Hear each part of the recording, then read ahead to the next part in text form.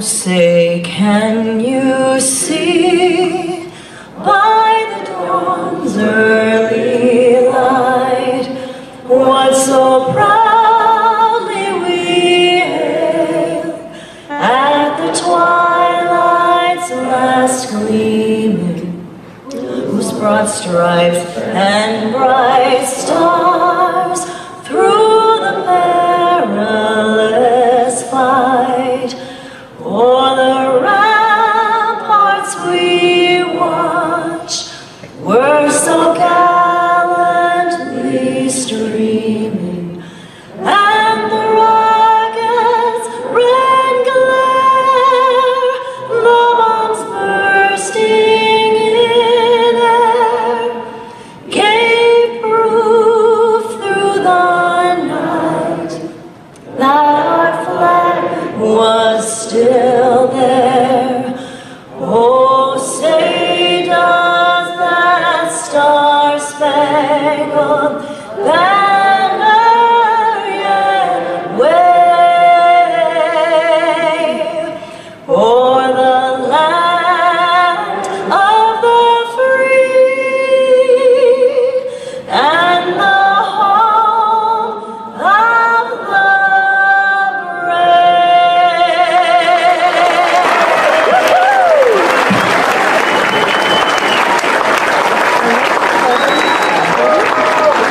Thank you.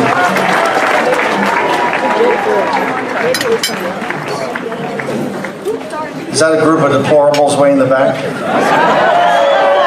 Here too.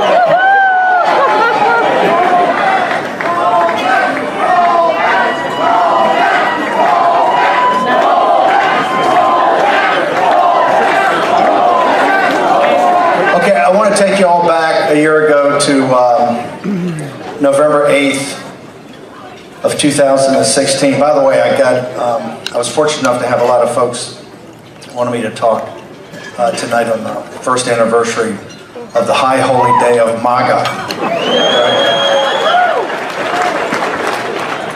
I had to come here for a lot of reasons I think we'll go through in the short talk I'll give tonight. At 9:15 on the 8th of November, the Detroit Free Press called Michigan for Hillary Clinton.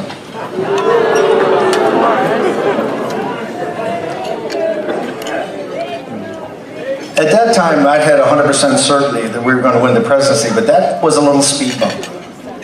We had very much thought that Michigan was in play, and our model showed that we were doing better than we thought. At 10:36, AP called Ohio for Donald J. Trump. At 10:50, AP called Florida for Donald Trump. At 11:11, they called North Carolina for Donald J. Trump. At 12:02 a.m. on the 9th, they called Iowa for Donald J. Trump. And at 12:15 a.m. on the 9th, the Detroit Free Press reversed their call and said they would have to reconsider. They took it back from Hillary Clinton. It was at that moment that those of us in a data room and up in the war room knew that Donald J. Trump was going to be president of the United States.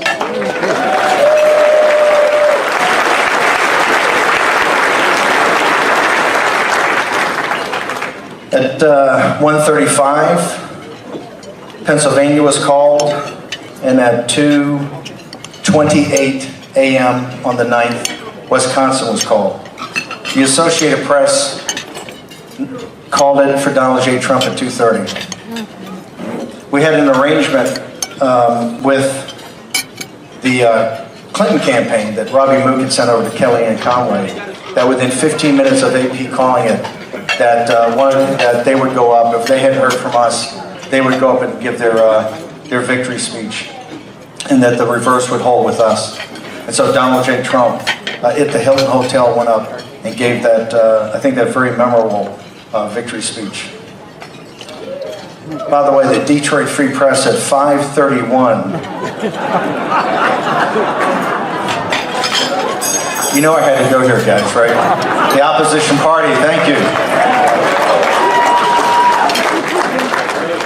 5:31 on the 23rd of November. The Detroit Free Press called it for Donald J. Trump.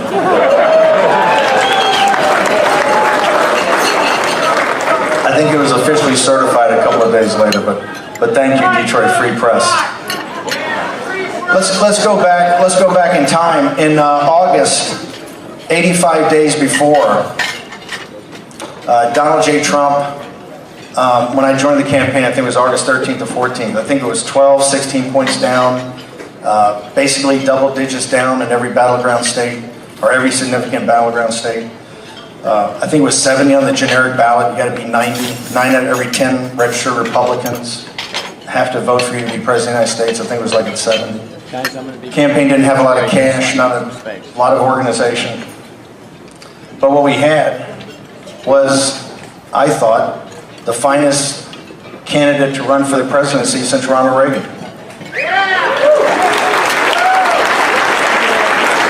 And just like Ronald Reagan, he understood at a very deep level the problems of this country. He understood why Macomb County and certain areas of Michigan have gone from a global powerhouse in manufacturing to hollowed out. Donald Trump understood what globalization and the elites in this country and other countries had done to working men and women in the United States. And so all I told him, I said, look, it's very simple. We're just going to compare and contrast Hillary Clinton, who is the guardian or the standard bearer, the tribune of a corrupt and incompetent elite, with yourself, who's an agent of change.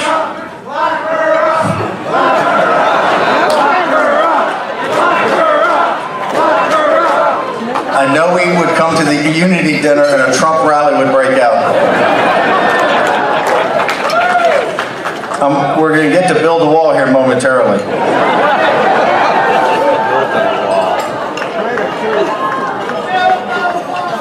I told candidate Trump at the time on that Saturday, and then again on Sunday, the 13th and the 14th, he had 100% metaphysical certitude to win if he just stuck with the playbook. And that playbook was basically give people permission to vote for you as an agent of change. I said, Hillary Clinton stands for exactly the way things are. And folks in this country understand that the country is being destroyed economically, culturally, militarily. And things can't go on like this. Things have to change. People had voted for President Obama as an agent of change, and there were many people out there that just didn't believe that President Obama had delivered on that change. From the 12, 14, 16 points down, we broke the campaign to 3 pieces. Number 1 was to get to the first debate, which is about 7 weeks away, and to try to be within mid-double digits down. Our thinking was if we couldn't be that, it was going to be very tough to drive it home. On, I think it was Morning Joe, my favorite show. Is that all done? The geniuses on Morning Joe. Like I said, that's really It was on Morning Joe, had the woman from Bloomberg, who's the pollster out in Iowa, does all those great polls. She's, I think, one of the finest pollsters around, and they had us, I think, up inside the margin error. We had closed basically a 14 or 16 point gap in 7 weeks. Now, how did Donald Trump do that? He had just gotten very focused on what the message was of a handful of things. Number 1, stop mass illegal immigration and start to deal with legal immigration to get our sovereignty back. Number 2, bring manufacturing jobs back to the United States. And number 3, we have to bring an end to these pointless foreign wars. Within those 3 big headings, a lot of things came about. You know, Hillary Clinton was on the beach. She was in the Hamptons and other places where her party at Davos, elites, spending the summer, not campaigning. She was fundraising because they were raising money for the House and the Senate because they thought they were going to run the tables. If you read their books, they thought Trump would lose by 20 or 25 points, biggest landslide in history, and they would take the House and the Senate, the Supreme Court, it would be all over. They would break the back of the Republican Party. She came out, I think 10 days later after I was, and by the way, you know, when I was picked to be the CEO, all the geniuses in the media go, okay, Trump's going to lose by 30 points. He knows it. And he brought in this mad bomber. And this guy is just going to do one suicide run after the other to destroy the enemies of Donald Trump in this massive kind of Gadamarung of vengeance, right? And all they saw was a very disciplined campaign that used very sophisticated data analysis to make sure we could put our candidate exactly where he had to be, and exactly where all the geniuses around Hillary Clinton didn't send her. To Ohio and Pennsylvania and Michigan and Wisconsin and Iowa. Hillary Clinton came out, and what'd she do? She gave a speech. I'm sitting in the war room with Andy Sarabian and the guy, some of them are here tonight. Andy Sarabian, can you stand up when the guy ran the, where's Andy?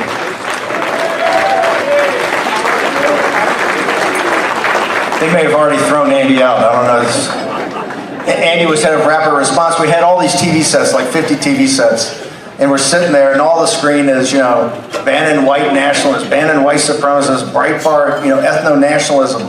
And I just sat there with the team, and I said, if they're going to go to identity politics, they're going to lose. And they're going to lose badly. People in this country are worried about their children and their grandchildren. They're worried about where the factories went, who sent them there, and who made money off sending them there. They want to get focused on the problems in this country, not make up problems. And her journey into identity politics, I think, doomed her. And I thought doomed her from the very beginning. So we get down to, we close it, you know, basically tied, a couple of points up, and then we have, of course, the debates. And the first debate, you know, we thought we won, maybe a draw. We got to the second debate, and before the second debate, they had the tape of Billy Bush, right? So, you know, when the Billy Bush tape came out, we had the Saturday, and that was the defining moment, I think, of the campaign. And look, I'd never worked in a campaign in my life. I'd never been in a campaign office. I had never done anything political in my entire life, outside of college. But I hadn't, you know, at 60-some years old, I hadn't done anything. But I could tell, I can understand math. I can count, right? So I knew where the president was resonating. I knew that this message we had laid out in those 7 weeks were the things that Donald Trump had been talking about for 20 and 30 years. He understood the problems of the country. He understood how to go to these massive rallies and connect with people like he was having a personal conversation with them when we'd have, you know, 15 or 20,000 people in these places. And as they went around the as we went around, we were up in the penthouse in the residence around on Billy Bush. You know, President Trump is a percentage player, right? And he always wants to know, what do you think the percentages are? What do you think the odds are? And people are going around 20%, 40%, etc. You know, a couple of people said, hey, you got to drop out. You're going to lose by the biggest landslide in history. And it was, you know, pretty grim, some recommendations what to do. And he came to me, and he said, what do you think? I go, 100%, metaphysical certitude, you're going to win. It's the one time of the campaign he lost his temper with me. He goes, knock it off. I don't want to hear your 100% today. And I go, no, it's 100%. I mean that. It's 100%. And instead of doing all these other things, you're thinking of doing 60 Minutes, all this other stuff you're thinking of doing, what we should do is rent the Hilton Hotel down the street and have a rally tonight with a bunch of the deplorables and red ball caps and talk about what the issues are in this country, because the people don't care about locker room talk. They care about the fundamental destruction of the greatest country in the history of mankind.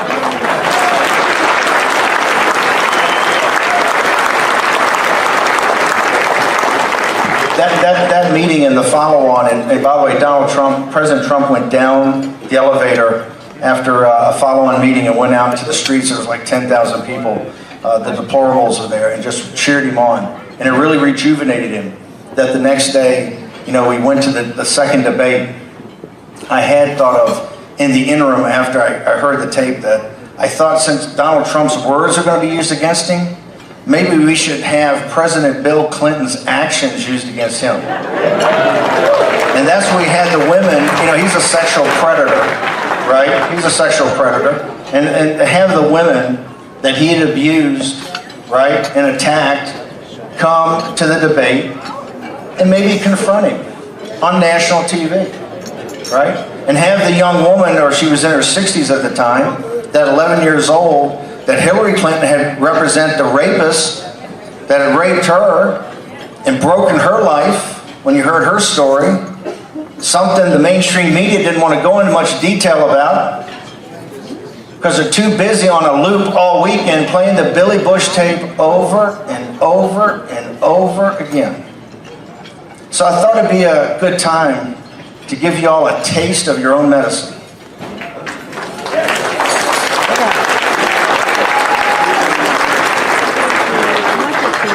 We know from the books and we know from what happened at that time, it rattled the Clintons. It rattled the Clintons to know that somebody was going to call them out and hold them accountable. And that was Donald J. Trump.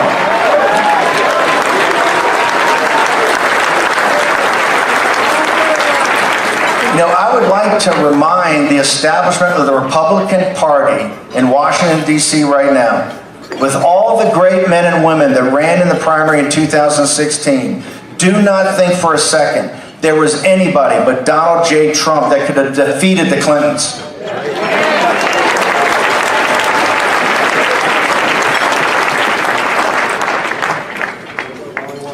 After the last debate, we had a 3.5-week sprint to the finish. And here's a guy that's 70 years old, that we're doing 5, 6, 7 massive rallies a day. You know how much it takes just to have a 5-minute speech or to stand up here. The preparation and how much you get drained.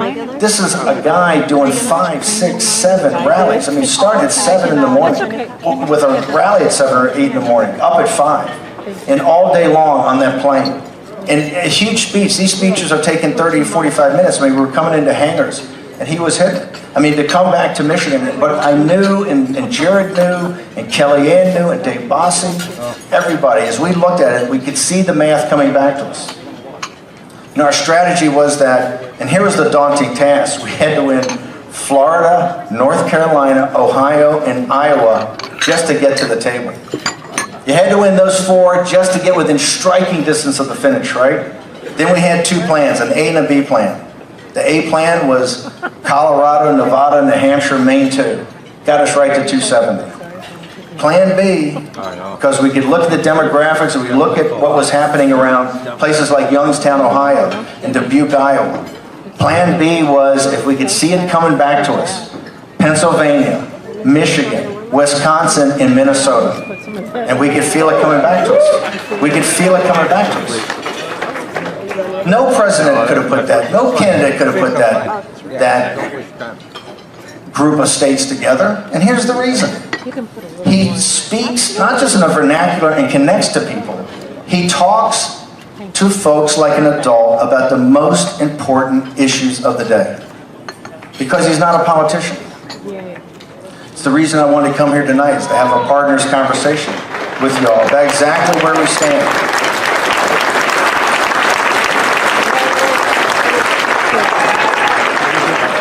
The only time I ever doubted was that on Election Day, we finished in Michigan, right? I'm not even sure Hillary Clinton, I think she went to Detroit one time, I'm not even sure. I was so stunned. This is what I love about Morning Joe. Every day on Morning Joe, they're saying Donald Trump's going to lose by 20, so it's going to be a landslide, he's going to get crushed. Robbie Mook is a genius, Podesta's a genius, Hillary Clinton's the greatest, smartest person in humankind. Donald Trump's a barbarian. Donald Trump's a psychopath. This is the biggest collection of amateurs we've ever seen. They've never worked on a campaign. This is the island of misfit toys, right? And I'm sitting there, I've never worked on a campaign, but I can understand math, and I'm sitting there going, man, what am I missing? Or what are those guys missing? Because they're not going anywhere they should be, and they're going everywhere they shouldn't be. Thank you, brother. to God's ear.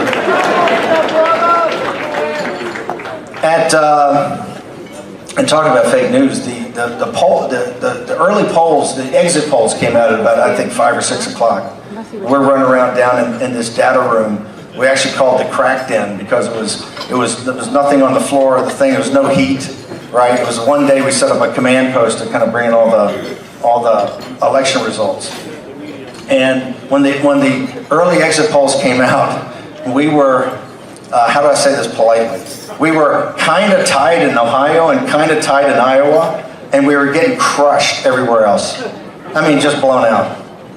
And, you know, I looked at Jared and he looked at me, and, you know, we called a couple of people and they said, he said, corporate media does that, don't worry about it.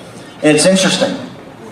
It's what happened to the Detroit Free Press, is that they had their model set up that they didn't take into account in the algorithm the turnout for Donald Trump in places like Macomb County and in places like rural Michigan. That's why in their model and in the models of all the ABC and CBS, the joint venture, the consortium that runs it, that they thought they were correct, and they were dead wrong, because they had, their model was just based upon what had happened traditionally. And that night was not tradition.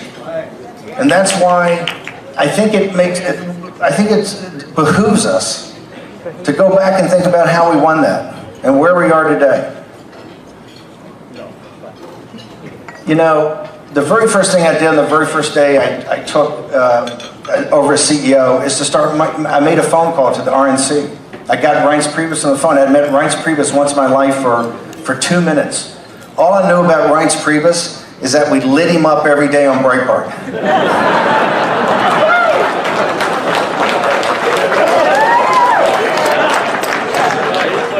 Reince is a very dear friend now, but I mean, he was a little taken back. No, but we had to do this. We called the Right to Life groups. We called the Tea Party groups. We called every group a national group. We talked to all the state coordinators. I mean, the state of Michigan was unbelievable what the Trump campaign did out here in conjunction with the RNC.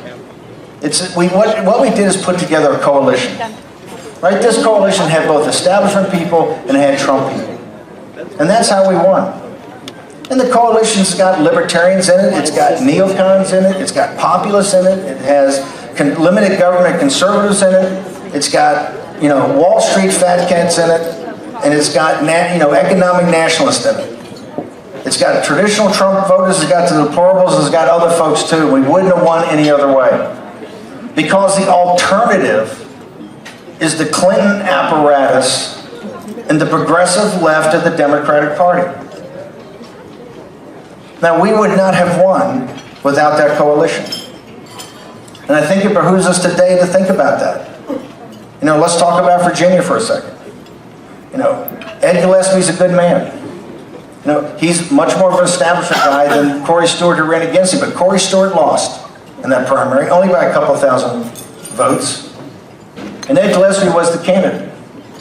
And I think it reflects positively on the Trump folks that tried to put their shoulder to the wheel and to try to push Virginia, a blue state, over the goal line. Remember, I'm a Virginian. In Virginia, I said from day one, we wouldn't come close to 2 or 3 points. We lost it by 5 with Donald Trump at the head of the ticket. And we spent more time in Virginia than I felt comfortable with.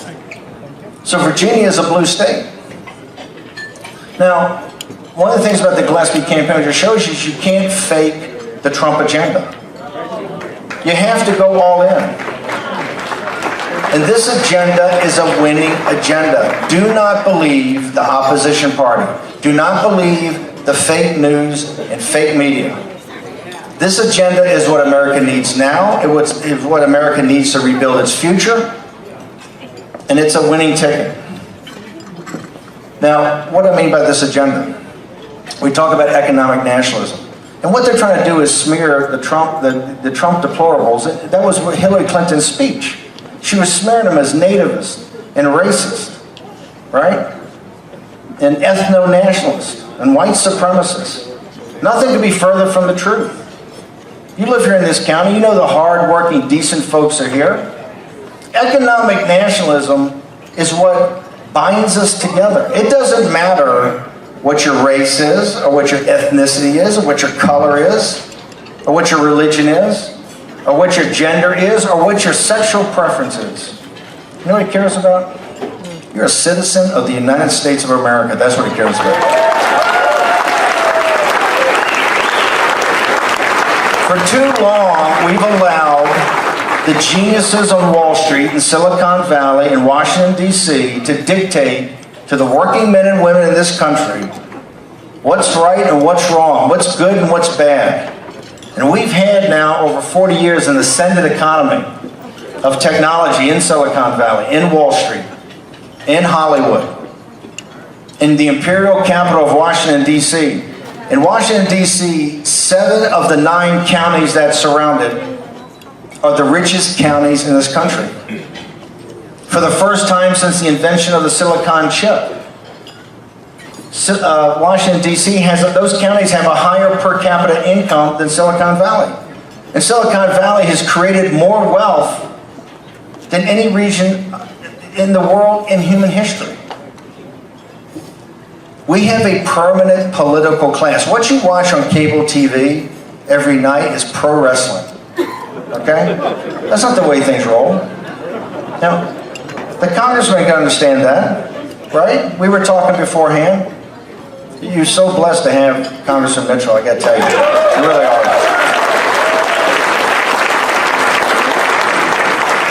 I mean, even at 60 years old, he shows up and he understands it right away, right? The permanent political class is both parties.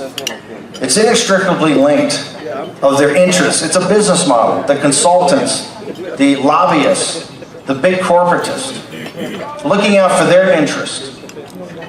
Well, who represents the interests of the working men and women of Macomb County? That is the message of Donald J. Trump, is the message of Ronald Reagan. The economic hate crimes, and that's what they've been, of these trade deals that ship, and this state knows better than anybody where those jobs went. When the automobile industry went overseas, right? Think of all the things that went with it. All the engineering firms and logistics firms and all the law firms and everything that supported that went overseas. You know, J.D. Vance wrote this book, Hillbilly Elegies, which is really the sociological underpinnings of the Trump revolution. I strongly recommend you read it. It's about his family. A bunch of blue-collar, hard-working folks, right? He'd gone to Yale and was a Marine Corps officer, infantry officer. It's a great book. But J.D., I was talking to him one time, and he told me about these studies been done at MIT and Harvard, where it shows a direct correlation between the factories that left, the workers left behind, and the opioid addiction that started. You guys, I don't need to come here and preach to y'all. You know it. We have a culture and a civilization that's dying in front of us. It's been bequeathed to us from, 12, 13, 14 generations of Americans on every battlefield they fought for, to hand it down to us, to let it slip away in our generation, in one generation, to let it slip away. If you look at the world today, the world President Trump inherited from all the geniuses that mock and ridicule him on the pages of the Wall Street Journal and the pages of the New York Times and MSNBC and CNN. You know, look what he inherited. We got the Bay of Pigs down in Venezuela, the Cuban Missile Crisis in Korea, and you've got Vietnam and Afghanistan. From one part of the world to the next, a crisis. Thank you. You know, President Trump, in taking action and showing what America First means, America First doesn't mean isolation. Under President Trump, it means engagement with the world when it's in the vital national security interests of the United States.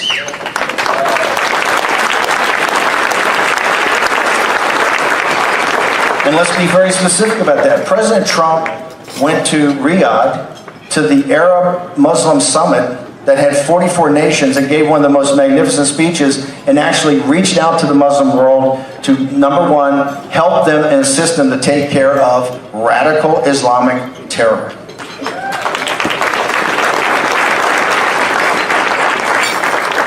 President, by the way, and the opposition party media was virtually silent about that speech, right? Virtually crickets about it. There were a couple of stories. If President Obama had given that speech, they would have given him his second Nobel Prize. Look what's happened since then. The situation in Qatar, which is all about cutting off the financing to the Muslim Brotherhood. And look at what's happened in the last couple of weeks, where the House of Saudi Arabia has been accused for many, many years of having certain elements of it finance the exporting of radical Islamic terror. You're actually seeing for the first time action being taken. And why is that? Because Donald Trump made as a campaign promise to annihilate the caliphate of ISIS. People forget. People forget. In 2014, the caliphate had 8 million people under rule. They had tax revenues. They had oil fields, right? They were recruiting nonstop from Europe and the United States. And Donald J. Trump made a promise to the American people: I will destroy the caliphate of ISIS. And within 9 months of his administration, in Mosul and Raqqa and other cities, he destroyed it.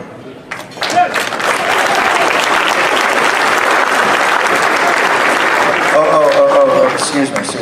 On Morning Joe, they tell me he was just taking President Obama's plan and just seeing it through and just overseeing it. You know, and I'll give President Obama his due, but I just don't remember a lot of annihilation of ISIS going on in his watch.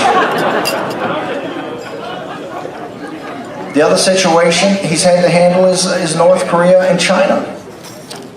You know, Brexit, the situation in London, you know, Europe, where they exit the EU in 2016.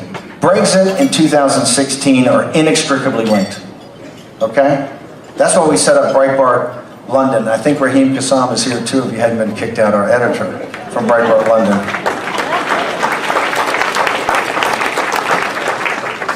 Because we saw that Europe and the United Kingdom were a canary in the mine shaft for the United States, that this party called UKIP was like a more professional Tea Party.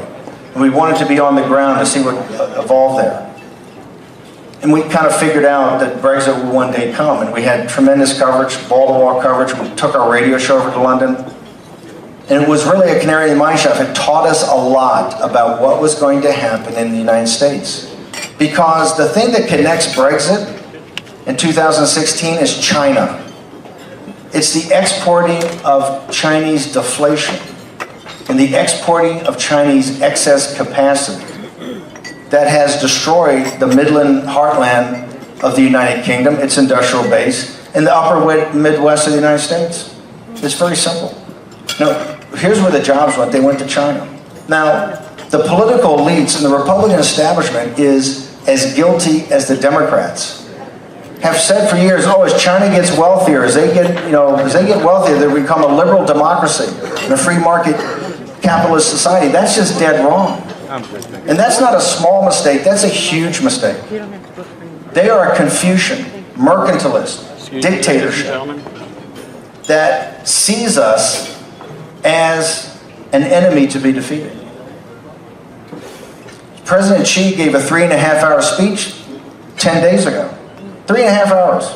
And I recommend everybody in this room get it. It's 65 pages long. You ought to read every line of it. Because there's not one wasted sentence in the entire thing. In 3.5 hours, he lays out the case why they won and we lost. And if you think that the world's going to be a safer place with China as a rising power to the United States, I got another thing. You've got another thing coming. Their relationship with Iran and Pakistan and Turkey is what is driving much of the tumult in the Gulf right now. President Trump inherited all that. And he's promised the American people and committed to the American people that he's going to get trade deals with Japan, he's going to get a new trade deal with Korea, he's going to get a trade deal with China, he's going to get a redo of NAFTA, and maybe make it so that Mexico can't game the system so much, and so maybe more jobs are up here in Michigan, back and forth between Canada.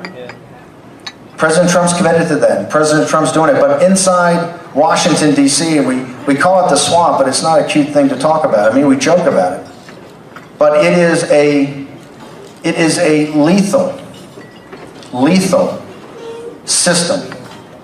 It's a business model where a certain select group enrich themselves and their countrymen are left behind. And what Donald Trump's entire campaign was about was to give voice to the voiceless. To look at working men and women.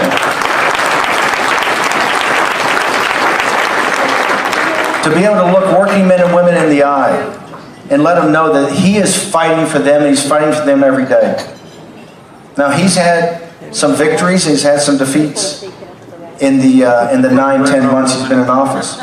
Most of the defeats, and one of the reasons I stepped out of the White House, I said it, I was going to take on the Republican establishment. Most of the defeats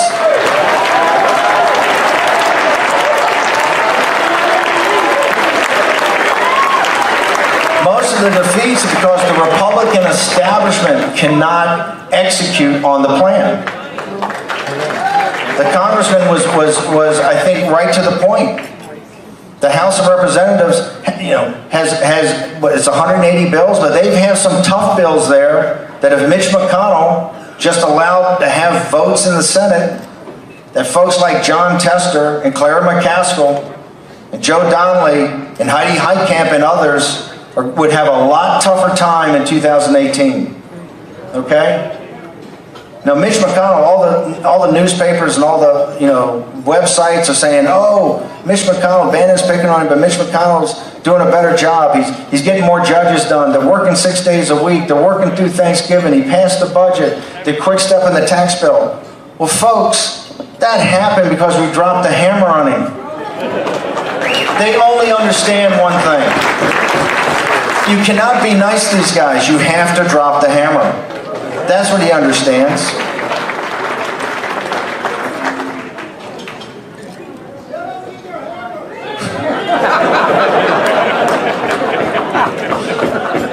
God bless you. 2018 is fast approaching, and I mean like today. If you have to understand something. If we're going to take our country back, a lot of people have talked about it tonight. I know it's the reason that y'all in the back supported Donald Trump. You want to take your country back and make it the country it used to be. They're not going to give you your country back. You're going to have to fight for it. You're going to have to take it back. And what that means is that for every day like November 8th of 2016, as much as we like to commemorate it and have fond memories of it and tell stories about it, my war stories will get a lot better about that in years to come, trust me. But you have to understand it's an everyday thing. That the Alabama primary and the Virginia governor's election and the Alabama runoff with the Democrat, with Judge Moore in 2018, this is going to come down to people that oppose us are hard-working folks. You saw that in Virginia. This is going to get down to one thing. Who can work harder? Who is more dedicated? Who is more focused? We understand one thing now. In the digital age, the analog means more. It means everything. It's more important. And what do I mean by that? In today's political landscape, authenticity of candidate is everything. They don't need to be... You want a Donald J. Trump. You want a Judge Moore.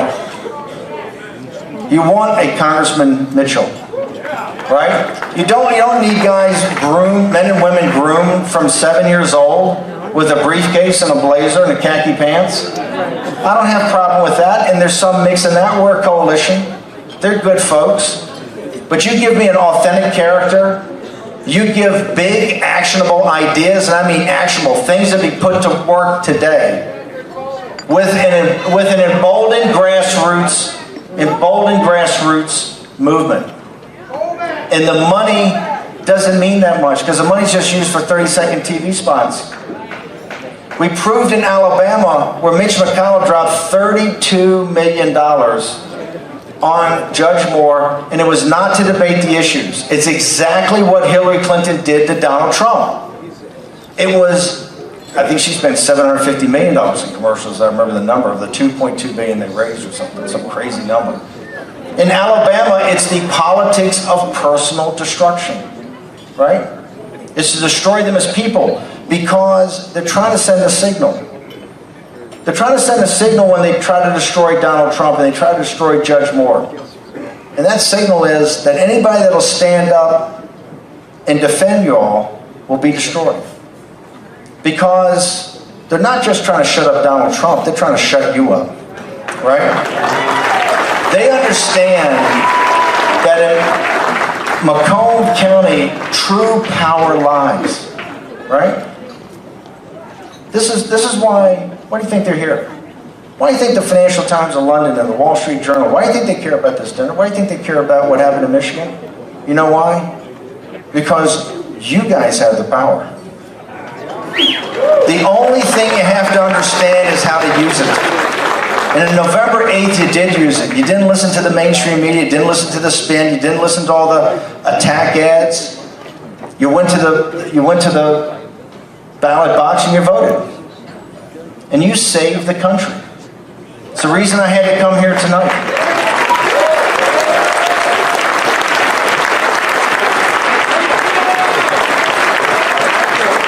The 3 or 4 counties in this country that turned it all around. And you guys are one of them. Trump deal! That also puts a big responsibility on you all, right? You know, Macomb County's got to lead the way. It's got to lead the way in 18. It's got to lead the way in 20. We got to get bigger. We got to get smarter. We got to get tougher.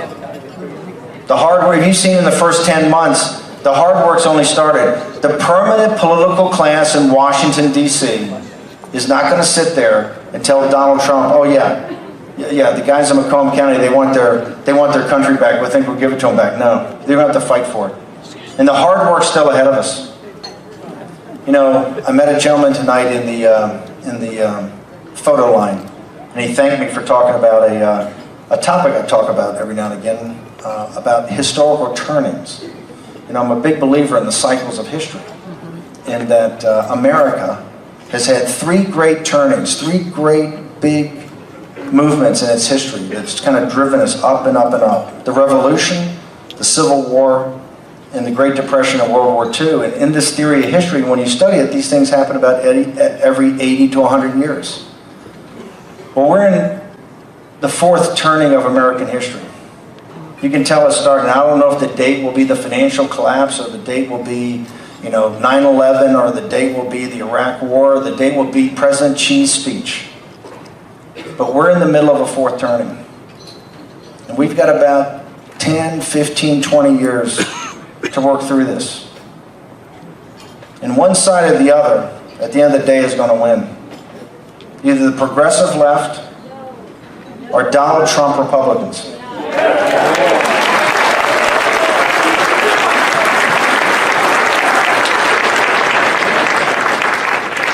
Now, being a vet man, I like my odds being on your side of the football. Because you represent the decency, grit, determination of what's made America great. America's land, if you've had a chance to go out throughout the world, when you go across our country, it is absolutely stunning. The resources we have, the land is magnificent. But it's not the land that makes it special.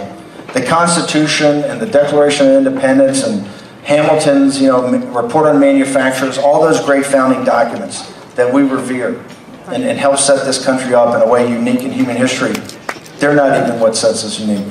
All the wealth and capital we've been able to preserve, and we have, the hundreds of trillions of dollars, right? And the natural resources, that's not it. It's the American people.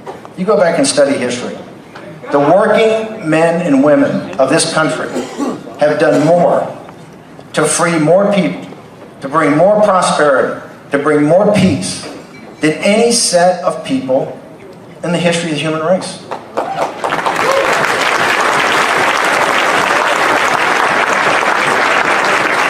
And that puts a huge burden on your shoulders and your children's shoulders. Of why, any time you could have been born, you've been born in this time. And that you could do anything with your time or your money. You've chosen to do this. The only way we're going to win this, is if you keep your shoulder to the wheel. I would love to come here and say we got a magic wand and we can pat you on the head, it's all going to be fine. It's not going to be fine. Every day is going to be a struggle, and we're going to have some dark days in front of us. We're going to have some defeats in front of us. But if we keep at this, if we keep at the program that President Trump laid out for us, and if we help him in Washington, D.C., and throughout the states, and in places like Macomb County, there are going to be better days than bad days, and the sunlit uplands are going to be ahead. I want to thank you for having me tonight. It's you guys that really won this great victory and saved the United States of America.